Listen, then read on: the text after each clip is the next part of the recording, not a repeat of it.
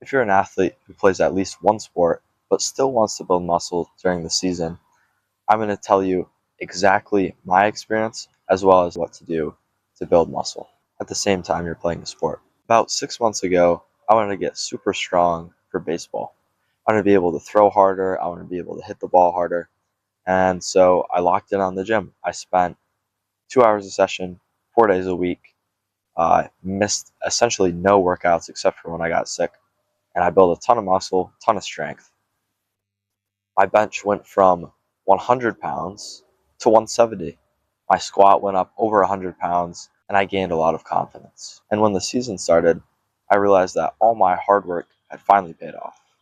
I was able to hit the ball harder, throw harder, and I was simply a better player overall. And once the season started, I was no longer lifting nearly as consistently.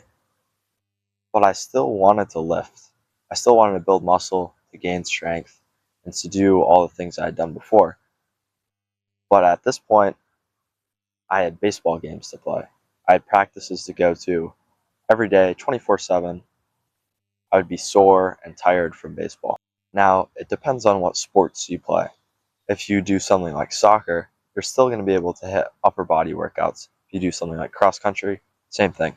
But if you do something, for example, like football or baseball, as long as you're like me catching, so you use your legs and your upper body at the same time, it's going to be a lot harder to hit workouts because you're going to be constantly sore and there's going to be no muscle group to hit. And even if you do a sport where there's a muscle group to hit, like lacrosse, it's still very draining. You have to come home from a 2 hour long practice and take another hour, hour and a half to willingly hit the gym. So with this being said, you want to be as efficient as possible. You want to be able to not just maintain, but also grow strength with being the least sore after your workouts. And here is exactly how you do that. The first thing, which I've done, is to not go to failure as often.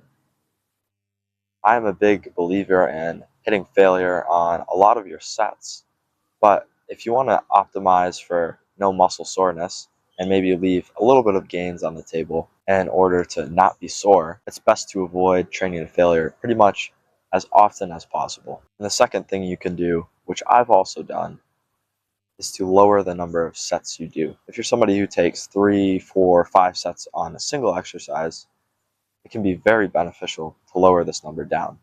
Not only is it going to save you time, fatigue, but it's also going to avoid some of the soreness that you're feeling while keeping most of the gains. It's important to note that at this time, your goal is to train as efficiently as possible. You don't want to just build muscle as quickly as you did before, but in fact, you want to optimize for both of these things, the muscle growth and avoiding soreness.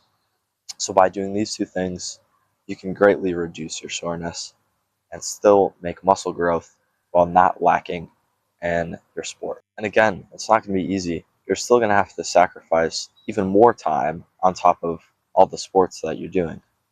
However, if you want to make muscle, the clock doesn't stop. If you do 2 sports a year, you do 1 sport a year, that's 3 to 6 months where you simply can't lift. You can't make muscle.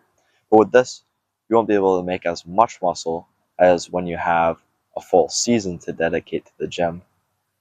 But what's important is that you can still keep a lot of these gains. So don't just quit the gym because you have sports. Optimize for both. And if this gave you something to think about, please be sure to hit that subscribe button. I'm trying to reach 100 subscribers before the start of the summer. And so if you enjoyed and you found value in this video, it'll really help me out. Thank you.